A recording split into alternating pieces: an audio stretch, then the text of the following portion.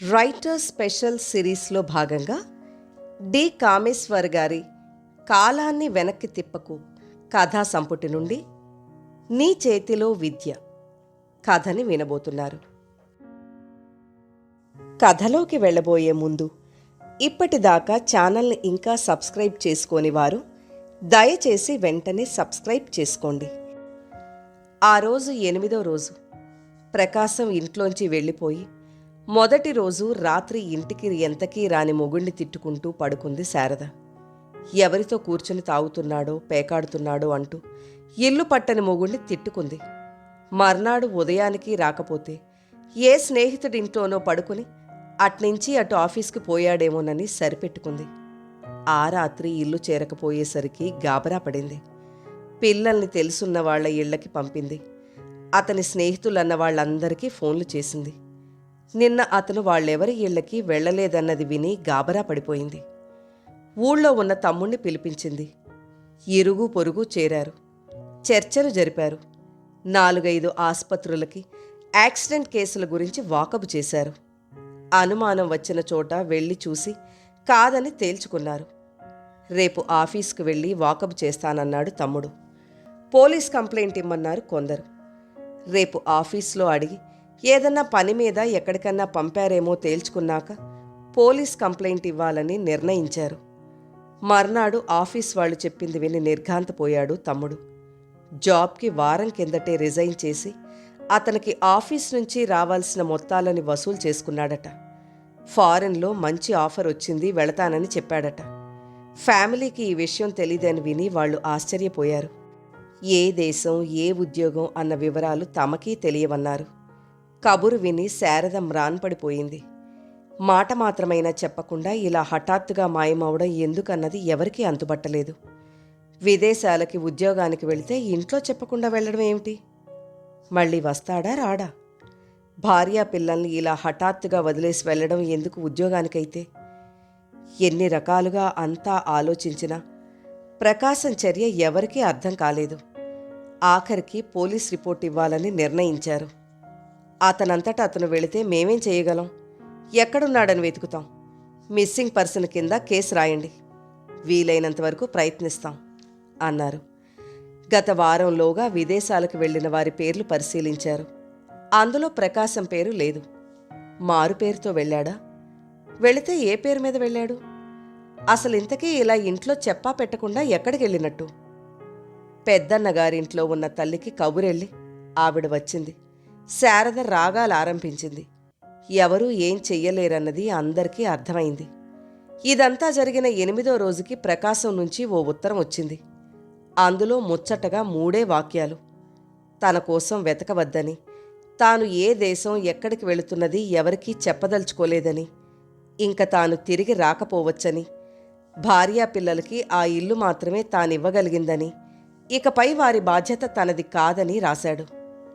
ఎక్కడి నుంచి రాశాడో చిరునామా లేదు. బహుశా వెళ్లే ముందు రాసి పడేసి ఉండొచ్చని ఊహించారు.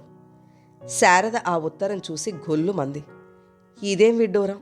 కట్టుకున్న పెళ్ళాం పిల్లల్ని నట్టేట్లో వదిలి మీ కర్మ అంటూ తన దారి తాను చూసుకుంటాడా? పెళ్ళాడి 10 ఏళ్లు కాపురం చేసి ఇప్పుడు బాధ్యత నాది కాదంటాడా? తమ్ముడు ఎగిరాడు. తల్లి అల్లుడిని శాపనార్థాలు పెట్టింది. ఇదేం బొమ్మల పెళ్ళా? ఊరుకుంటామనుకున్నాడా? తమ్ముడు ఆవేశంగా అరిచినా ఎవరేం చెప్పగలరు? ఎక్కడికి వెళ్ళాడు? ఈ ప్రపంచంలో ఏ దేశంలో ఉన్నాడో తెలియకుండా ఏం వెతుకుతారు? ఏం బుద్ధి చెప్తారు? ఇంకెవరితోనో మరిగినట్లున్నాడు. మళ్ళీ రానని చెప్తున్నాడంటే ఇంకెవరితోనో పెళ్ళాడి వెళ్ళుంటాడు. లేకపోతే దొంగచాటుగా వెళ్లాల్సిన అవసరమేమిటి? ఇక్కడుంటే భార్య ఉండగా ఇంకో పెళ్లి నేరమని చెప్పా పెట్టకుండా మారు పేరు పెట్టుకుని ఎవరినో పెళ్ళాంగా చూపించి తీసుకుపోయాడు. దూరపు వరుస పెద్ద తండ్రి అన్నాడు. ఏడాది నుంచి ఆయన నాతో సరిగ్గా లేరమ్మా. ఆయన విసుగులు, కోపాలు, కసరడాలు, తిట్టడాలు రోజురోజుకి ఎక్కువయ్యాయి. ఏమిటో అనుకున్నాను. ఆయన ఎవరితోనో సంబంధం పెట్టుకున్నారని ఊహించలేకపోయాను. ఈ ఏడాదిలో నా వంటి మీద చెయ్యి కూడా వెయ్యలేదు. ముందు నుంచి నేనంటే ఆయన గిట్టదు. పల్లెటూరి మొద్దునని, చదువులేని దాన్నని ఆయనకు లోకువ. ఇప్పుడు ఇంకాస్త ఎక్కువైందనుకున్నాను కానీ ఇలా నట్టేట ముంచుతారని అనుకోలేదు. శారద కళ్ళు తుడుచుకుంటూ అంది. ఇప్పుడు ఆమెకి దుఃఖం స్థానే అవమానం, కసి చోటు చేసుకున్నాయి. ఆ దగ, మోసం సహించలేక ఉక్రోషం పెళ్ళుబికింది. ఈయనగారు నా అందం పెళ్లి చూపులప్పుడు చూడలేదు కాబోలు, నాకే డిగ్రీలు లేవని, మెట్రిక్ ఫెయిల్ అయ్యానని అప్పుడు తెలియదు కాబోలు, మాటకి ముందు అందరాడాళ్ళు చక్కగా చదువుకుని ఉద్యోగాలు చేస్తూ భర్తకి సాయపడతారని చిన్నబుచ్చడం, హేళన చెయ్యడం, మెట్రిక్ పరీక్షలకి కట్టి తగలడు అని ఎత్తి పొడుపులు. ఓసారి కోపం వచ్చి పెళ్లికి ముందు చూసి నచ్చి చేసుకున్నారు, నచ్చకపోతే ఎవరు చేసుకోమన్నారు అని తిరగబడ్డానని చెయ్యి చేసుకున్నారు. ఇదంతా ఇప్పుడా చెప్పడం? నీతో తిన్నగా లేడని అమ్మతో అయినా చెప్పావా? తమ్ముడు ఎగిరాడు. చెబితే ఏం చేసేవారేమిట్రా, సర్దుకోవాలమ్మా, మంచిగా మొగుడిని మార్చుకోవాలమ్మా అని నీతులు చెప్పేవారు. అమ్మే మీ ఇంట్లో పడుంది, నన్ను పిల్లల్ని మీరేమన్నా ఆదుకునేవారా? 2 పిల్లల తల్లిని, కాపురం వదులుకొని ఎక్కడికి పోతానని అన్నీ సహించి పడున్నాను, నాకు గతి లేక ఉక్రోషంగా అంది శారద. అంతా మౌనం వహించారు. ఆ మాట నిజమే. తండ్రి లేడు, తల్లి అన్నదమ్ములిద్దరి దగ్గర ఉంటోంది. శారదని ఎవరు ఆదుకుంటారు? శారద పిల్లల గతి ఏమిటన్నది ఎవరికీ అర్థం కాలేదు. ఉండడానికి ఇల్లంటూ ఉంది గుడ్డిలో మెల్లగా. కానీ వీళ్ళెలా బతకాలి? ఉద్యోగం చేసుకు బతికే చదువు లేదు. అన్నదమ్ములు ఎన్నాళ్ళు ఆదుకోగలరు? ఊళ్ళో ఉన్న నేరానికి బాధ్యత తన నెత్తిన ఎక్కడ పడుతుందోనన్నట్లు అన్నయ్యని పిలిచి మాట్లాడు, మళ్ళీ వస్తా అంటూ జేబులోంచి 500 తీసి తల్లి చేతిలో పెట్టి జారుకున్నాడు తమ్ముడు. అన్నయ్యతో మాట్లాడి మళ్ళీ వస్తానే అంటూ తల్లి తాను 400 కూతురు చేతిలో పెట్టి వెళ్ళింది. చేతిలో 900 రూపాయలతో, 2 చిన్న పిల్లలతో, ఒంటరిగా నడి సముద్రంలో తుఫానులో చిక్కుకున్న నావలా నిలబడింది ఆనాడు శారద. ఎదుటి ప్లాట్లో ఉండే సునంద కనుక ఆనాడు తనకి ఆ సలహా ఇచ్చి ఉండకపోతే తన గతేమయ్యేది అని రోజుకి ఓసారన్నా అనుకుంటుంది శారద. ఈనాటికి 4 ఏళ్లు గడిచిన సునంద, శారద ఎదురెదురు ఇళ్లలో ఉండడంతో వారిద్దరి మధ్య మంచి స్నేహం కుదిరింది. సునంద చదువుకున్నదని, బ్యాంక్ ఉద్యోగస్తురాలని శారదకి గౌరవం. శారద అమాయకత్వం, ఆప్యాయంగా తనకి అన్నింట్లో సాయపడే ఆమె మనస్తత్వం సునందకి అభిమానం.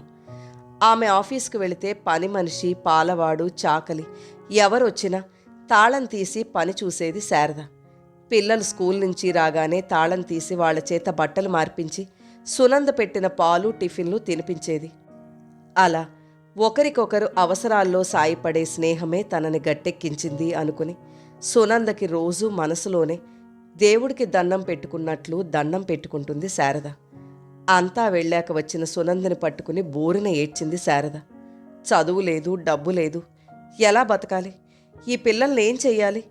ఎలా పెంచాలి అని బెంబేలు పడి ఏడుస్తున్న శారదని ఓదార్చి ధైర్యం చెప్పింది సునంద. శారద, బతకడానికి చదువే అక్కర్లేదు.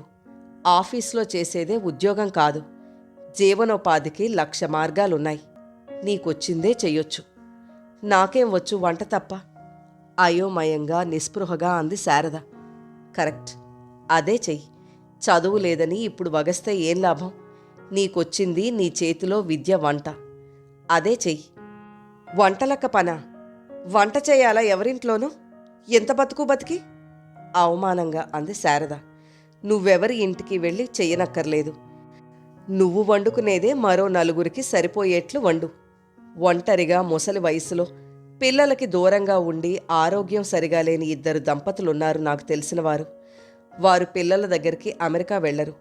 డబ్బుండి వంట మనుషులను పెట్టుకున్నా ఎవరూ సరిగ్గా చెయ్యక ఇల్లు మేనేజ్ చేసుకోలేని ఆ ముసలి దంపతులకి నువ్వు 2 పూటలా వండి పంపించాలి. వాళ్లకి మడి, ఆచారం, బయట భోజనం తినరు. తిన్నా ఈ వయసులో పడదు.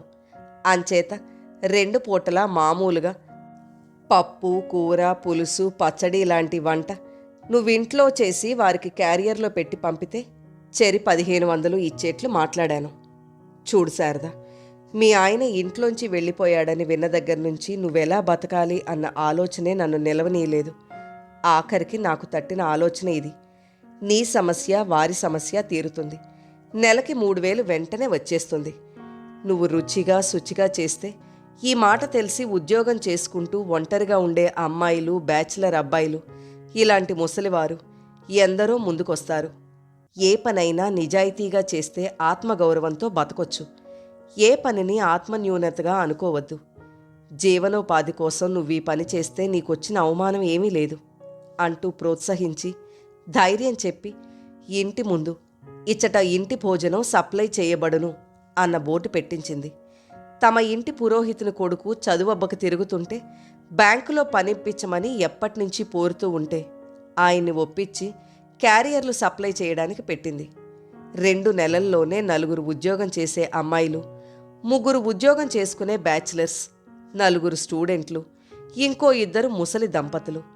ఆ పరిసర ప్రాంతాల్లో ఉండేవారు శారద భోజన సప్లై మాట విని వచ్చారు. ఉక్కిరి బిక్కిరి చేసేటన్ని ఆర్డర్లు 2 నెలల్లో వచ్చాయి. ఇంటి భోజనం రోజూ మార్పుతో రుచిగా వండి క్యారియర్లో పెట్టి ఇంటికి పంపడంతో శారద భోజనం అందరికీ వరం అయింది. 2వ నెలలో ఖర్చులు పోను 10,000 మిగిలేసరికి శారద నమ్మలేకపోయింది. బతకడం ఇంత సులువని ఎన్నడూ ఊహించని శారద ఆనందంతో ఉబ్బి తబ్బిబ్బయింది. తన మీద తనకో నమ్మకాన్ని, ఓ వ్యక్తిత్వాన్ని ఆపాదించిన సునంద మేలు మరిచిపోనంది. 25-30 క్యారియర్లు పంపవలసి రావడంతో ఒక్కర్తీ చేసుకోలేక తన కింద ఓ బేద అమ్మాయిని సాయానికి పెట్టుకుంది. శారద, ఈనాటి క్వాలిటీ, శుచి, శుభ్రత నువ్వు ఎప్పటికీ మెయింటైన్ చేయగలిగితేనే నీ బిజినెస్ నిలబడుతుందన్నది మర్చిపోకు. 4 డబ్బులు రాగానే పనివాళ్ల మీద వదిలేస్తే వచ్చిన పేరు పోవడానికి నిమిషం పట్టదన్నది నువ్వు గుర్తుంచుకోవాలి అని చెప్పేది సునంద. నెలకో కొత్త ప్రపోజల్తో వచ్చేది సునంద. 4 నెలలు గడిచేసరికి టిఫిన్ సెక్షన్ ఓపెన్ చేయించింది. ఇంట్లో చోటు చాలడం లేదని కింద ఓ గ్యారేజీ అద్దెకి తీయించి వంట పని అక్కడికి మార్పించింది.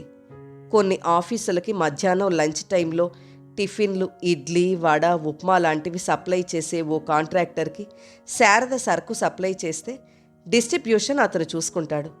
వాళ్ళిచ్చిన హాట్ క్యారియర్లో రెడీ చేసి పెడితే వాళ్ళు వచ్చి తీసుకునేటట్లు రేటు మాట్లాడి కుదిర్చింది సునంద. దానివల్ల ఎస్టాబ్లిష్మెంట్ అక్కర్లేకుండా కాంట్రాక్టర్కి లాభం డిస్ట్రిబ్యూషన్ చేసుకోవాల్సిన ప్రాబ్లం శారదకుండదు. 50 క్యారియర్లు, టిఫిన్ సెక్షన్ ఓపెన్ అయ్యాక ఓ వంటవాడు, ఓ హెల్పరు, ఓ పని మనిషిని పెట్టుకోవాల్సి వచ్చింది. శారద వంట సంగతి తెలిసి చిన్న చిన్న ఫంక్షన్లు, పుట్టినరోజులు, బారసాలలు, చిన్న ఎంగేజ్మెంట్లకి 25-30 మందే, వండితే మేమే వచ్చి తీసుకెళ్తాం అని ఆ చుట్టుపక్కల వారంతా బలవంత పెట్టడంతో చిన్న వంటలు టేకప్ చేసింది. సంపాదన పెరిగి గిరాకీ పెరగడంతో చోటు, పాత్రలు అవి చాలకపోవడంతో పక్క ఫ్లాట్ ఖాళీగా ఉంటే బ్యాంక్ లోన్కి తాను పూచీ ఉండి ఇంటి మీద అప్పు తీసి ఆ ఫ్లాట్ కొనిపించి పెద్ద పెద్ద స్టవ్లు, గిన్నెలు, ఫ్రిడ్జ్లు, గ్రైండర్లు అన్నీ బ్యాంక్ లోన్ మీద కొనేలా చేసింది సునంద. ఎస్టాబ్లిష్మెంట్ పెద్దదై శారదా క్యాటరర్స్ అండ్ సప్లయర్స్ అన్న క్యాటరింగ్ సంస్థ ఆవిర్భవించింది. పెద్ద పెద్ద పెళ్లిళ్లకు కూడా ఆర్డర్లు తీసుకోవడం మొదలుపెట్టింది శారద. 4 ఏళ్లు తిరిగేసరికి 200 మంది పనివారితో, ఊపిరి సలపని ఆర్డర్లతో Sharada catering services managing director అయ్యింది శారద. ఆ ఊళ్ళో పేరున్న సంస్థల్లో ఇది ఒకటైంది. సునంద ప్రోద్బలంతో స్పోకెన్ ఇంగ్లీష్ కోర్సులో చేరి 6 నెలల్లో చకచకా ఇంగ్లీష్ మాట్లాడే స్థాయికి ఎదిగింది. ఈనాడు పెద్ద పెద్ద ఆఫీసులకి, కంపెనీలకి, కాన్ఫరెన్స్లకి లంచ్, బ్రేక్ఫాస్ట్, డిన్నర్లు సప్లై చేస్తోంది. ముందు రూము కంప్యూటరు, రిసెప్షనిస్టు, క్లర్కు, అకౌంటెంట్లతో ఆఫీసుగా వెలిసింది. అన్నీ స్వయంగా చూసుకుంటూ సునంద చెప్పిన క్వాలిటీ మెయింటైన్ చేస్తూ రాబడి లక్షల్లోకి పెంచుకుంది. కూతురు వంట పనులు మొదలెట్టిందని తెలియగానే నీకు సాయంగా ఉంటానే అంటూ తల్లి దగ్గర చేరింది. ఇల్లు, పిల్లల్ని ఆమెకి అప్పగించి శారద నిశ్చింతగా తన పని చూసుకునేది. శారద బిజినెస్ పెరిగేసరికి తమ్ముడు, నీ సప్లై వ్యవహారాలు చూస్తాను, నీకు నమ్మకంగా ఎవరన్నా కావాలిగా అంటూ వచ్చి చేరాడు. బిజినెస్లో బంధువుల ప్రమేయం వద్దనుకున్నా జీతం ఇచ్చి పెట్టుకోమని సునంద సలహా ఇచ్చింది. పెద్ద బిజినెస్ ఎగ్జిక్యూటివ్ల ఆఫీస్ రూంలో కూర్చుని చెకచెక స్టాఫ్కి ఆర్డర్లు ఇస్తూ, కాగితాలు, లెక్కలు చూస్తూ, చెక్కుల మీద సంతకాలు పెట్టే శారదని చూస్తే తాను నాటిన మొక్క తన కళ్ల ముందే పుష్పించి ఫలించిన ఆనందం సునందది. ఇంత చేసిన సునందకి నేనేం చేసి నీకు కృతజ్ఞతలు చెప్పను అంటుంది రోజుకోసారన్నా శారద.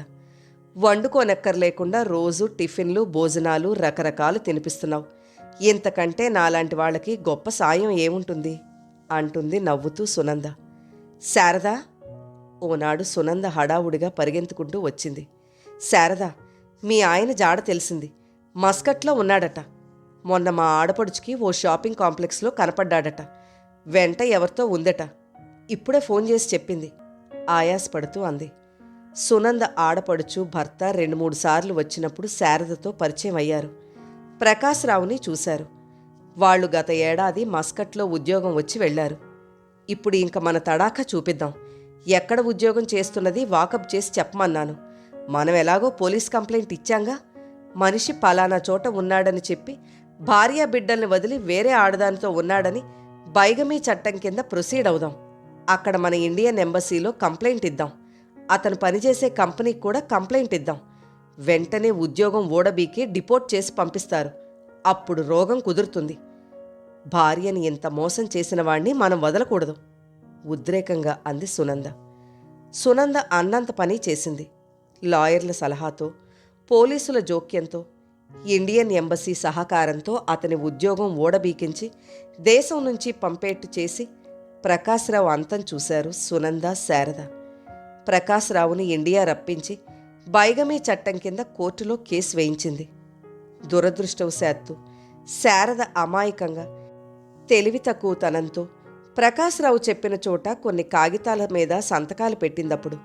ఫ్లాట్ నీ పేరు మీద మారుస్తున్నాను, రిజిస్ట్రేషన్ చేయించాలి అంటూ సంతకాలు పెట్టించాడు. ఎంత మోసం! మొగుడు కదా అని ఆ కాగితాలు సరిగ్గా చూడను కూడా చూడకుండా స్టాంప్ పేపర్లని చూసి సంతకాలు పెట్టాను. ఇంత దగా చేస్తాడని ఎలా అనుకుంటాను? శారద విలవిల్లాడింది.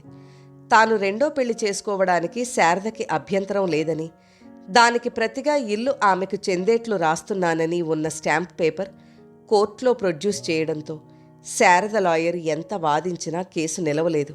స్కౌండ్రల్! ఎంత తెలివిగా నాటకం ఆడి నన్ను మోసం చేశాడు. చదువులేని దాన్నని నా తెలివి తక్కువతనాన్ని బాగా ఉపయోగించుకున్నాడు. సర్లే చావని. ఇప్పుడు వాడెవరితో ఉంటే నాకేం? ఉద్యోగం ఊడింది, పరువు పోయి బజారున పడ్డాడు. మనకది చాలు. ఆ శాస్తి చాలు వాడికి కసిగా అంది శారద. ఓ వారం తర్వాత శారద ఆఫీస్ కాగితాలు చూసుకుంటుంటే ప్రకాశం వచ్చాడు. శారద, జరిగిందేదో జరిగింది. అంతా మర్చిపోదాం. ఎంతైనా నీ భర్తని, నీ పిల్లల తండ్రిని. నిజమే, నీకు అన్యాయం చేశాను. ఏదో మోజులో పడి నిన్ను పిల్లల్ని వదిలి వెళ్ళాను. కానీ తప్పు చేసిన భావం ఒక్కరోజు నన్ను సంతోషంగా బతకనీయలేదు. నీకు పిల్లలకి దూరమై వెనక్కి రాలేక, నీకు ముఖం చూపలేక ఉండిపోయాను. మనం భార్యాభర్తలం. బంధం తెంపుకుంటే పోయేది కాదని అర్థమైంది. సిగ్గు లజ్జ లేకుండా రావడమే కాక తనని ఇంకా నమ్మించాలని తాపత్రయపడుతున్న ప్రకాశ్రావు వంక చూసి తాపీగా రాస్తున్న పెన్ను పక్కన పెట్టి చాలా శాంతంగా ఓ నవ్వు నవ్వింది శారద. చూడు మిస్టర్ ప్రకాశ్రావు, భర్త అన్న పదానికి అర్థం తెలుసా? భార్యా పిల్లల్ని పోషిస్తూ సంసార భారం వహించేవాడు అని అర్థం. పెళ్ళి, భర్త అన్న పదాలకి అర్థం తెలుసుంటే ఆ పదం ఇంకా వాడి ఉండేవాడివి కావు. భరించువాడు భర్త. మరి భరించలేనివాడిని ఏమంటారో నాకు తెలియదు. రోడ్డున వెళ్లేవాడికి నీకు ఇప్పుడు ఏం తేడా లేదు నా దృష్టిలో.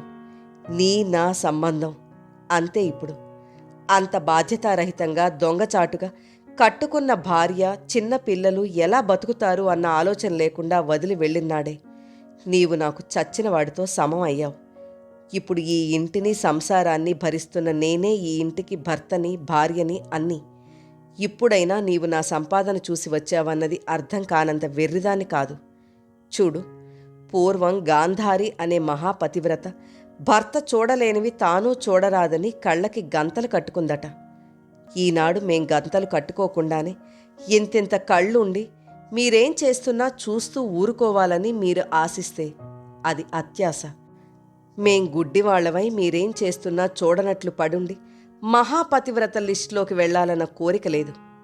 మహాపతివ్రతలవన్న బిరుదులు అంతకంటే అక్కర్లేదు. మీరు పడేసే తిండి మా అంతట మేమే సంపాదించుకోగలం అన్నది నా కథ నిరూపించింది. బతకడానికి మాకు చాలానే తోవలున్నాయి. ఆ పాటి దానికోసం నేను గాంధారిని కాదల్చుకోలేదు. Now you get out from here. మళ్ళీ ఈ ఛాయలకు వచ్చే ప్రయత్నం ఎన్నడూ చేయకు. శారద చాలా శాంతంగా గుమ్మం వైపు చేయి చూపిస్తూ అంది. కథ నచ్చితే లైక్ చేయండి. మీరు లైక్ చేయడం వల్ల మరింత మందికి ఈ కథలు చేరతాయి.